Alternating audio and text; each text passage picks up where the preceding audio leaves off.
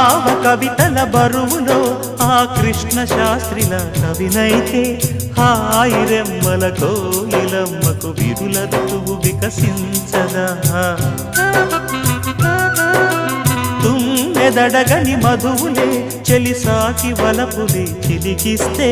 మాయ జగతికి ఏ భయామో మధుర కవిత వినిపించడా ఓ కావ్యమా నీ తోటలో నవరస పోషణి గాలిగా